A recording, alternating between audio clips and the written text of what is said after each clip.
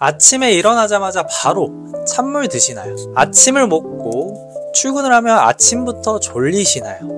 일어나자마자 찬물은 사실 좋지 않은데 알고 계실까요? 이 영상을 끝까지 보고 잘못된 공복 식습관을 고치세요.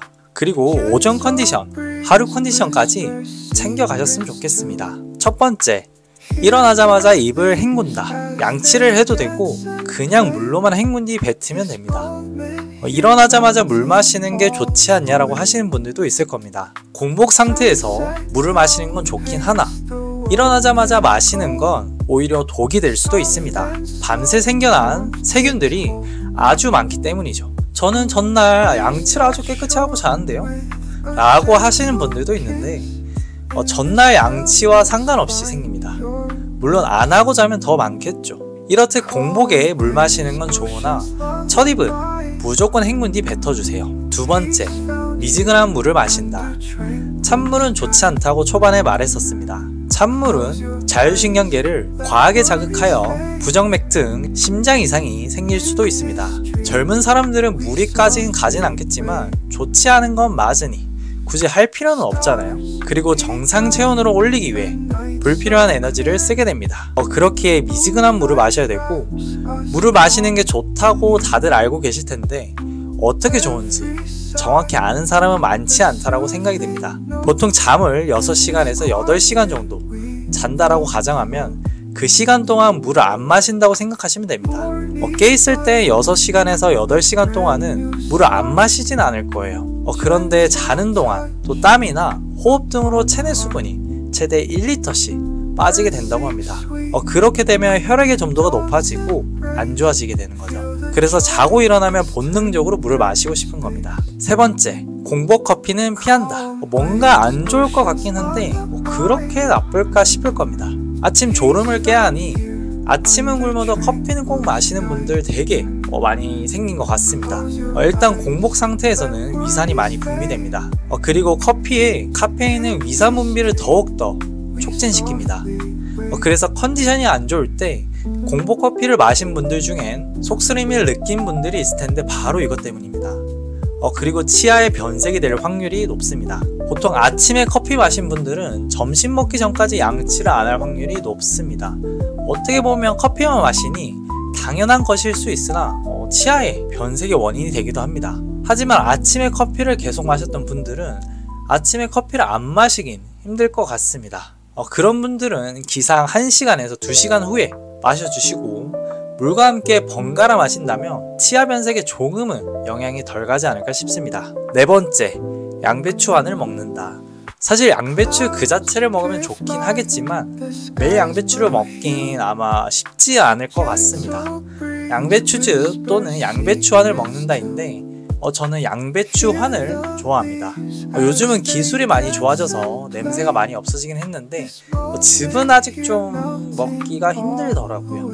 물론 환도 특유의 냄새가 날 때가 있는데 거의 냄새가 안 나서 저는 환을 먹는 중입니다. 양배추 자체가 위에 좋은 거 아는 분들은 많을 것이라 생각이 듭니다. 저도 어렸을 때 위경련이 주기적으로 와서 양배추환을 먹었었습니다. 양배추는 위에 혈액순환을 도와줍니다. 만성위염이 있으신 분들은 사실 선택이 아니라 먹는 게 의무이지 않을까 싶습니다. 기상 직후 공복인 상태에선 위가 예민하기에 양배추를 먹고 무언가를 먹어주는 게 좋습니다. 위를 한번 보호하고 무언가를 먹는 거죠. 그렇다면 위에도 덜 부담 갈 것이기 때문입니다. 다섯 번째, 과일을 먹는다. 식전 과일이 좋다라는 말 많이 들어보셨을 겁니다. 식후 과일과 식전 과일은 다릅니다. 요즘은 다들 건강에 관심이 많기도 하고 전보다 건강 관련 상식들을 쉽게 찾아볼 수 있습니다. 그런데 정확히 알지 못해 오히려 안 좋게 작용하는 경우도 많더라고요. 과일에 당이 있어 과일이 먹으면 안 좋다고 생각하시는 분들도 많이 생겼습니다. 이게 전보다 건강 상식을 볼 수 있는 공간이 늘었는데 부분적으로 알려주거나 아니면 부분적으로 이해를 해서 그렇습니다. 사실 식후 과일은 혈당을 더욱더 높여주기도 합니다. 식사를 한 상태라 혈당이 올라가 있는데 거기에 당을 넣으니 어떻게 보면 당연한 거죠. 우리가 먹는 일반적인 식사의 소화 시간은 위에서 2시간에서 5시간 정도 걸립니다. 과일의 소화 시간은 30분 정도인데 일반식을 하고 과일을 먹으면 소장까지 내려가지 못하고 위장에서 발효가 됩니다. 그럼 위안에서 부패를 하고 가스를 일으키게 됩니다. 식후 과일을 먹으면 배가 빵빵해진다거나 더욱더 배가 불러진다는 걸 느끼신 분들도 있을 겁니다. 그렇다면 식전 과일은 뭐가 좋냐 라고 생각할 수도 있는데, 일단 과일을 먹으니 포만감으로 식사를 덜 하게 됩니다.